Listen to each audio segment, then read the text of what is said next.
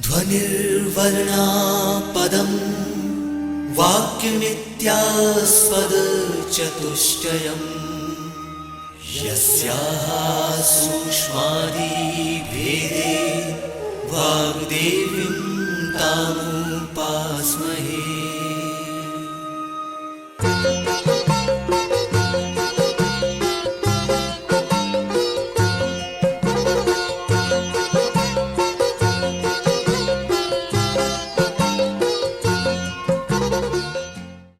मध्य प्रदेश भोज मुक्त विश्वविद्यालय का इलेक्ट्रॉनिक माध्यम निर्माण और शोध केंद्र EMPRC प्रस्तुत करता है इतिहास विषय पर आधारित ध्वनि कार्यक्रम इतिहास लेखन की ग्रीको रोमन परंपराएं। ये कार्यक्रम MA प्रथम वर्ष के विद्यार्थियों के लिए प्रथम प्रश्न पत्र इतिहास लेखन की तीसरी इकाई से संबंधित है। कार्यक्रम के विषय विशेषज्ञ डॉक्टर सुस्मिता पांडे। इस कार्यक्रम का ध्वनि अंकन, संपादन और प्रस्तुतिकरण किया है अमर बहादुर यादव ने। आइए सुनते हैं ध्वनि कार्यक्रम इतिहास लेखन की ग्रीको रोमन परंपराएं। आज आप सुनेंगे इस कार्यक्रम का पहला भाग।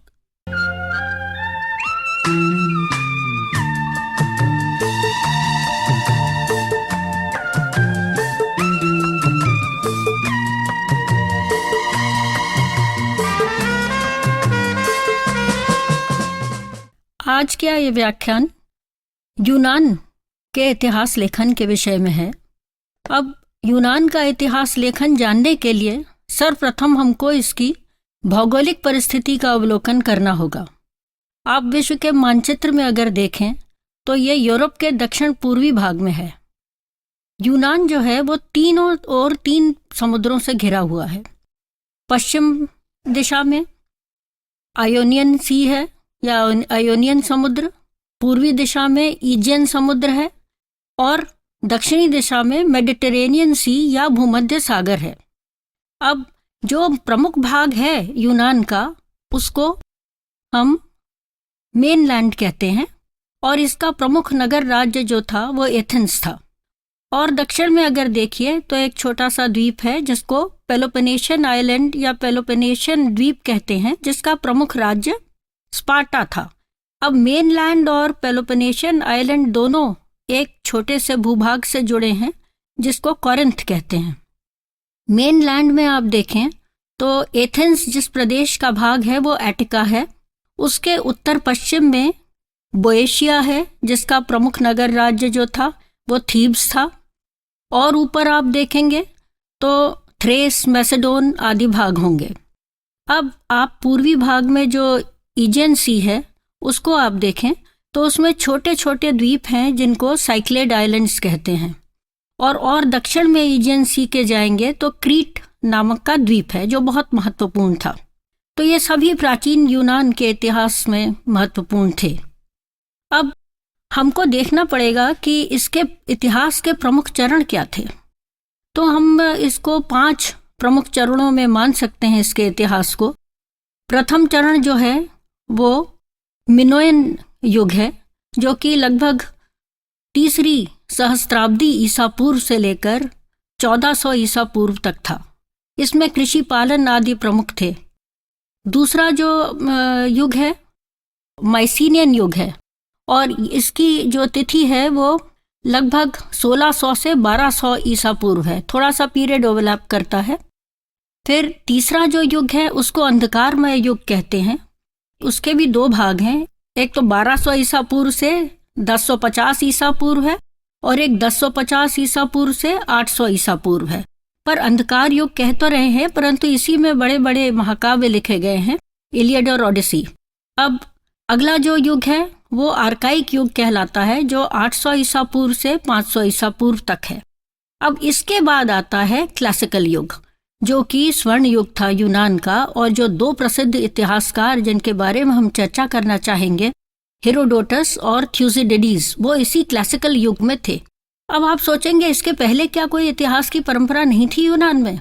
तो ये इतिहास की झलकियां हमको अनेक अन्य परंपराओं से भी दिखाई देती हैं। जैसे 7वीं शताब्दी ईसा पूर्व में हेसियड नामक एक विद्वान था यूनान में जिसने इतिहास को युगों के माध्यम से समझा। जैसे स्वर्ण युग, रजत युग, कांस्य युग, वीर युग और लौह युग। और उसके अनुसार ये विभिन्न युग जो थे वो क्रमशः मनुष्य के पतन के इतिहास में आते हैं। और इसी प्रकार की विचारधारा, युग वाली विचारधारा अन्य विद्वानों की भी थी, जिनमें हेराक्लिटस, पाइथागोरस और प्लेटो भी थे। परंतु कुछ विशेषज्ञ हैं जो ये कहते हैं कि ये इसमें सामान्यतः माने जाने वाली बात जो अन्य विद्वान कहते हैं कि युग चक्र की परंपरा है कि फिर से युग रिपीट होंगे, तो वो कुछ विशेषज्ञ हैं जो कहते हैं इसमें कहीं ऐसा इंडिकेशन नहीं है कि ये युग रिपीट होंगे, ऐसा हमको स्पष्ट रूप से नहीं मिलता है। तो दो मत हैं इसके बारे में। अब हम देखते हैं कि उसके बाद कि और कौन सी विधियां थी जिसमें इतिहास झलकता है हेरोडोटस से पूर्व। तो और जो विधियां थी उसमें एक तो गाथा आती है, जिसके अंतर्गत किसी कविता या गाने के अंतर्गत कोई इतिहास की झलकी हमको मिलती है। फिर हमको एक मिलती है उसमें जो वंशावली की परंपरा। तो वंशावली की परंपरा इजिप्ट या मिस्र में बहुत प्रचलित थी। उसके बाद हम देखते हैं कि ये थियोक्रेटिक इतिहास एक था।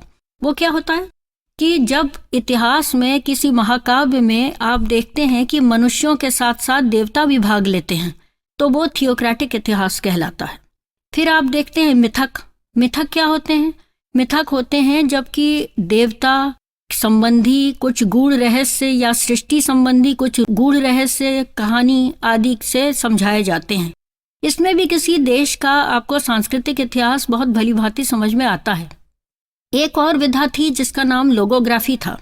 तो लोगोग्राफी होती है स्थानीय इतिहास। अनेक मिथक और परंपराओं, ओरल परंपराओं आदि के आधार पर जो स्थानीय इतिहास हम कंस्ट्रक्ट करते हैं उसको लोगोग्राफी कहते हैं। तो ये सब परंपराएं पहले चल रही थीं।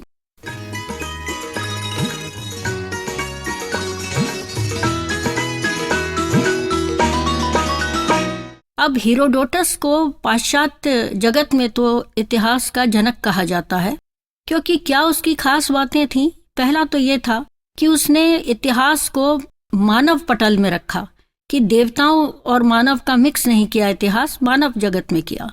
दूसरा, उसका जो विधि थी वो बहुत साइंटिफिक मानी जा सकती है, कि जैसे कि पूछने की विधि थी। तो जो प्रश्न पूछ के, जो आजकल जिसको हम कहते हैं सोशियोलॉजी में कि आपके स्टैटिस्टिकल सर्वे करना, तो उस तरह की विधि उसकी थी, सबसे पूछकर इतिहास का लेखन करना। तीसरी उसकी जो विधि थी वो था कि उसमें एक प्रकार की विश्व दृष्टि हम देख सकते हैं। और चौथा हम देखते हैं कि एक सीमित अर्थ में ही सही, पर उसने एक जो यूनिवर्सल हिस्ट्री या सार्वभौमिक इतिहास लिखा, क्योंकि वो उसने खाली यूनान का ही नहीं अन्य देशों के विषय में भी लिखना चाहा। अब जो ये हेरोडोटस है उसका जन्म हेलिकार्नेसस में हुआ था और उसका जो जीवन काल है 484 से 430 ईसा पूर्व है। अब इसने जब युवावस्था में, इसके 32 साल की जब ये उम्र में था, तो इसके चाचा की राजनीतिक गतिविधियों से उसको देश निकाला दे दिया गया। अब वो जो था देश निकाले से निराश होकर भाग्य को नहीं कोसने लगा, उसने ये अपना दुर्भाग्य को सौभाग्य में बदला और उसने इतिहास लिखने के लिए अनेक देशों का भ्रमण करना चाहा। तो वो इजिप्ट या मिस्र से लेकर जहाँ ब्लैक सी है, काला सागर, उसके पास के सारे द्वीपों में जाकर, और सूजा जो कि ईरान में था, बहुत सारे देशों का उसने भ्रमण किया। और उस भ्रमण करके उसको उसने जो सबसे पूछा उनका इतिहास, तो उसमें एक बच्चों का सा कौतूहल था और वैज्ञानिक की पैनी दृष्टि थी। तो उसने, जैसे उदाहरण के तौर पर, वो जो इजिप्ट गया तो उसने गर्व से कहा कि यूनान में हमको 16 पुश्तों के देवी देवताओं के बारे में मालूम है। तो मिस्री पुरोहित ने कहा, अरे हमारे यहाँ तो 350 पुश्तों के मालूम है। तो फिर उसने कई जगहों के बारे में लिखा है, पर अब यह है कि थोड़ी बहुत अतिरंजिताएं भी उसके इस लेखन में हैं। जैसे कि उसने ये कहा कि इथियोपियनों के शुक्राणु काले होते हैं, और एल्प्स जो है वो एक नदी है, जबकि वास्तव में वो पर्वत श्रृंखला है। और नेबुकैडनेज़र जो कि कैल्डियन सभ्यता का राजा था, उसको उसने कहा वो स्त्री था। तो इस प्रकार की कुछ अतिरंजिताएं हम देखते हैं। बाकी उसने उनके बारे में बहुत कुछ लिखा है, देशों के बारे में। फिर वो अब वापस आया जब यूनान, तो हम देखते हैं कि उसका जो सबसे सर्वाधिक नाम है हेरोडोटस का जिस कार्य के लिए, वो ईरान यूनान के युद्ध के विषय में है। तो ये युद्ध 493 से लेकर ईसा पूर्व से लेकर 479 या 479 ईसा पूर्व तक चला था।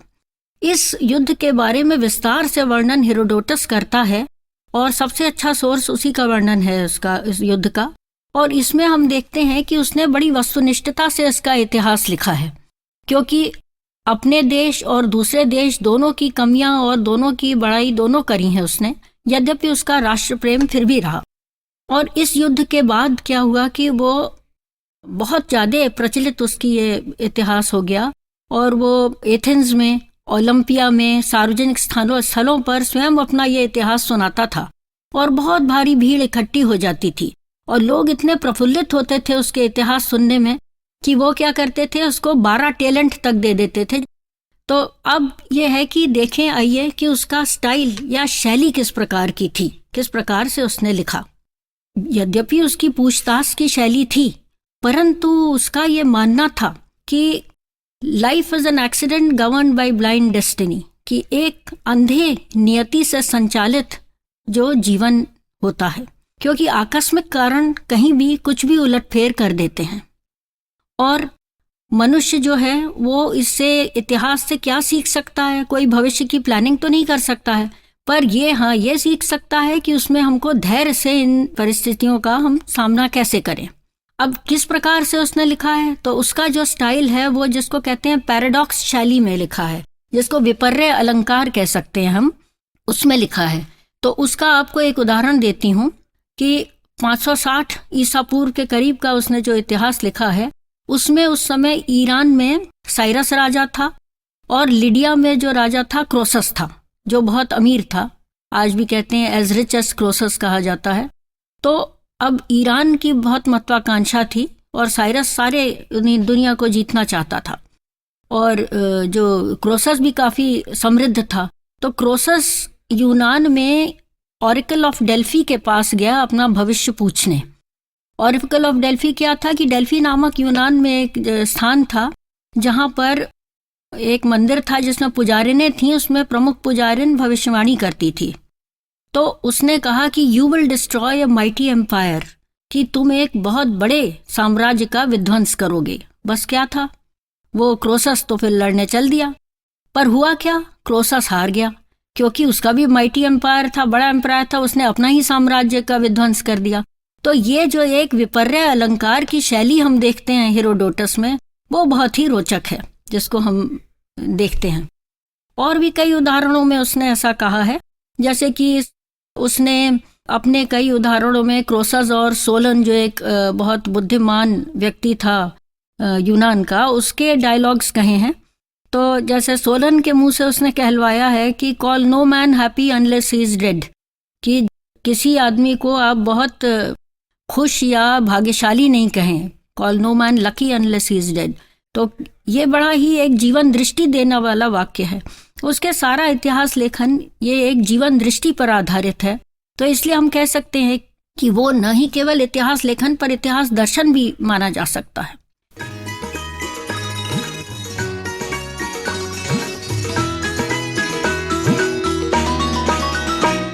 अब आइए दूसरे हम जो इतिहासकार हैं, जो थ्यूसिडिडीज है, उसके बारे में विचार करें। तो थ्यूसिडिडीज का क्या युग है कि उसका जीवन काल जो है वो लगभग 460 से 396 ईसा पूर्व तक माना गया है। अब उसके जो पिता थे वो थ्रेस में स्वर्ण के खानों के मालिक थे, और उसकी जो माता थी वो भी बड़े ही थ्रेस के समृद्ध परिवार की थी। उसको युवावस्था में वो एथेंस गया पढ़ाई करने, और एथेंस में उसने स्केप्टिसिज्म पढ़ा। वो एक तरह का दर्शन था जो संशयवादी दर्शन था, और इस दर्शन को पढ़कर उसके इतिहास लेखन में प्रभाव पड़ा है। तो उसकी क्या आदत थी कि वो नित्य प्रतिदिन अपना ब्यौरा लिखता था, और उस समय उसके जीवन काल में एक बहुत ही महत्वपूर्ण युद्ध हुआ, जो कि पेलोपोनेशियन वॉर या पेलोपोनेशियन युद्ध के नाम से जाना जाता है। ये लगभग 431 से लेकर 404 ईसा पूर्व तक चला था। तो उसके बारे में उसका लेखन बहुत प्रसिद्ध है। अब क्या हुआ, 424 में उसको थ्रेस भेजा गया, क्योंकि उसको नौसेना का जनरल बना के वहाँ एक योजना के अंतर्गत भेजा गया था, परंतु वो उसमें विफल हो गया, उसको सफलता नहीं मिली। अब वो भी हेरोडोटस की तरह उसमें निराश नहीं हुआ और ना भाग्य को कोसने लगा। उसने भी अपनी इस विफलता को अपनी सफलता पर परिणत कैसे किया, देखें हम। अब देश निकाले में क्या था, एथेंस तो वो रह नहीं सकता था, तो वो इधर उधर बाहर रहने लगा और अधिकांश समय उसने क्या किया, पेलोपोनेशिया में ही व्यतीत किया, जहाँ का स्पार्टा था, जो कि शत्रु नगर था। ये युद्ध एथेंस और स्पार्टा के बीच में था। वो एथेंस का रहने वाला था और ये स्पार्टा में जाकर रह रहा था। तो नित्य प्रतिदिन की गतिविधियां वो नोट करता रहता था और उसने भी बड़ी वस्तुनिष्ठ शैली में दोनों एथेंस और स्पार्टा की कमियां और उनकी तारीफें दोनों एक साथ करी हैं। तो ये उसका बड़प्पन था। अब जब युद्ध समाप्त हुआ तब फिर वापस वो गया वहाँ पर एथेंस में, जब एथेंस में ओलिगार्की या कुलीन तंत्र स्थापित हुआ। तो ये इसका इतना विस्तार में वर्णन है कि और बहुत कम लोगों ने इसके बारे में इतना लिखा है। अच्छा, अब हम देखते हैं कि थ्यूसिडिडीज की क्या शैली थी।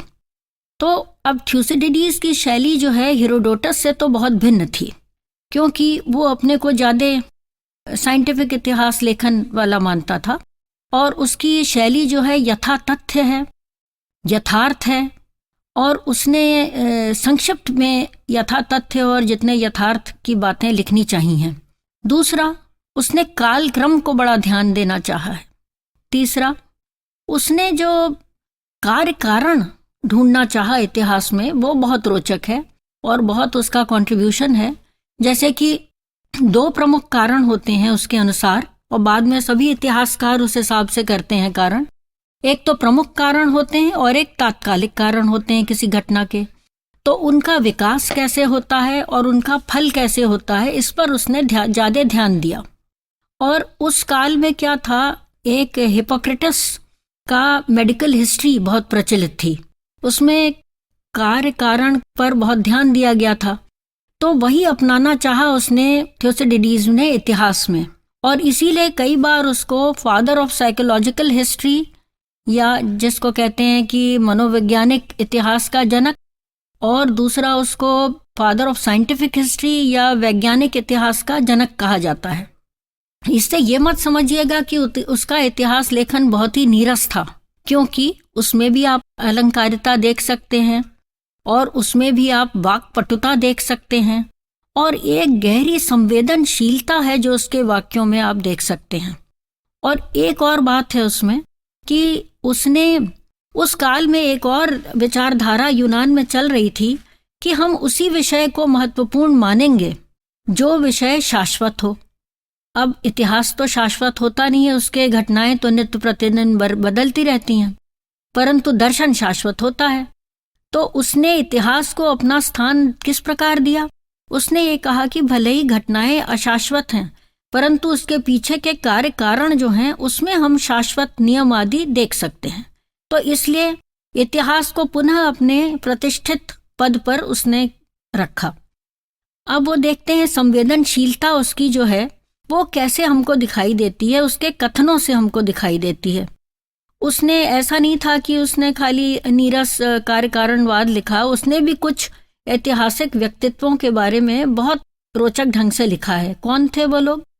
एक तो पेरिक्लीस था जो यूनान का शासक था, दूसरा उसमें निसियस था, तीसरा उसमें एल्सीबियाडस था। एल्सीबियाडस जो था वो भी एक राजनीतिज्ञ था, और जितनी स्त्रियां थीं यूनान की सब उसके पीछे जाती थीं, सब उस पर आकर्षित रहती थीं।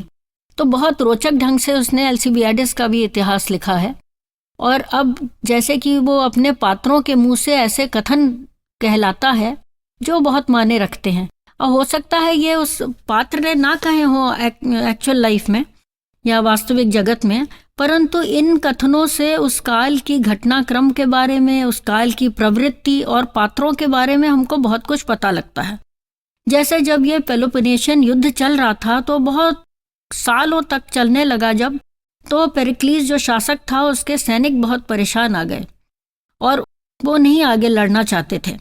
तो उन्होंने उसको कैसे प्रेरित किया उनको, उसने कहा देखो तुम्हारा अस्तित्व तुम्हारी पोलिस या नगर राज्य से ही है, अगर नगर राज्य नहीं रहेगा तो तुम्हारा कोई अस्तित्व ही नहीं रहेगा।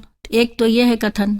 दूसरा, उसने जो है एक और बहुत महत्वपूर्ण चीज़ कही है कि उस समय क्या था कि जब ईरान यूनान युद्ध के बाद एक डिलियन लीग हुई थी, मतलब कि जिसमें सारे यूनान के द्वीपों ने समझौता किया था कुछ कंट्रीब्यूशन देने का। तो अब इसमें एक मिटिलाइन नामक नगर राज्य था जिसने विद्रोह कर दिया, उसके शर्तों को नहीं मानने लगा। तो उसमें उसने जो जनरल था उससे कहलवाया, उसके मुंह से जो कथन है वो ये है कि भाई तुम्हारे जो एलाइज होते हैं, तुम्हारे मित्र राज तुम्हारी केवल शक्ति पर निर्भर रहते हैं, वो तभी तुमसे मित्रता रखते हैं। जहां तुम्हारी कमजोरी दिखी वो नहीं रहेंगे तुम्हारे मित्र। और एक शासक को ये ढीला ढाला बर्ताव, भले ही दयावान बर्ताव हो, अगर वो वैसा करता है तो लोग ये समझते हैं कि वो कमजोर है और त्वरित निर्णय लेना आवश्यक होता है शासक के लिए, भले ही वो गलत निर्णय ही हो। तो ये एक बात उसकी बड़ा ही, जो इसको कहते हैं जीवन का यथार्थ जानने वाली बात है, उसने कही थी। फिर उसने, आप देखते हैं कि स्त्रियों और जो देवताओं के विषय में कम लिखा है। जैसे ऑरिकल ऑफ डेल्फी के बारे में उसने व्यंग्यात्मक ढंग से ही लिखा है, और स्त्रियों के बारे में उसका एक कथन है कि a woman's best fame is to be as seldom mentioned as possible by men either for censure और फॉर फेम, कि एक स्त्री की सबसे अधिक प्रसिद्धि तब है जब वो कम से कम पुरुषों के मुख से उसका वर्णन हो, चाहे अच्छाई के लिए हो चाहे बुराई के लिए हो, बिल्कुल कम वर्णन हो।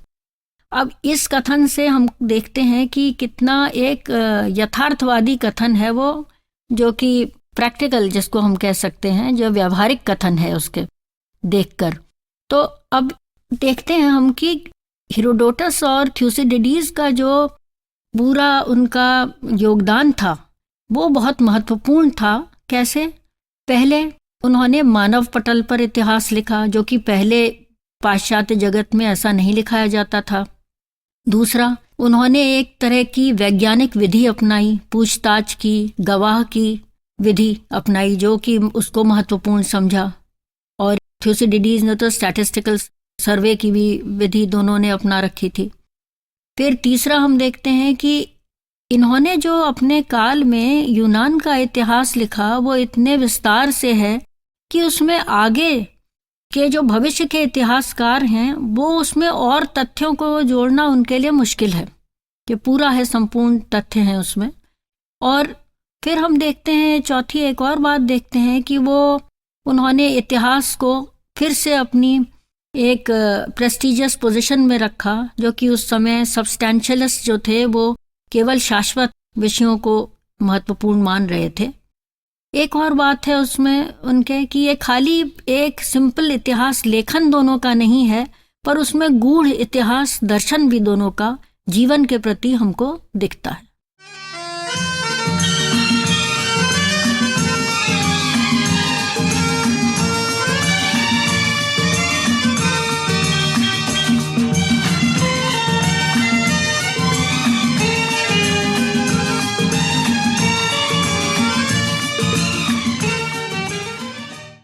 अभी आप सुन रहे थे ध्वनि कार्यक्रम इतिहास लेखन की ग्रीको रोमन परंपराएं। आज आपने इस कार्यक्रम का पहला भाग सुना। कार्यक्रम के विषय विशेषज्ञ और वार्ताकार डॉक्टर सुस्मिता पांडे, उद्घोषक संजय श्रीवास्तव। इस कार्यक्रम का ध्वनि अंकन, संपादन और प्रस्तुतिकरण किया अमर बहादुर यादव ने। ये कार्यक्रम मध्य प्रदेश भोज मुक्त विश्वविद्यालय के इलेक्ट्रॉनिक माध्यम निर्माण और शोध केंद्र EMPRC द्वारा निर्मित किया गया।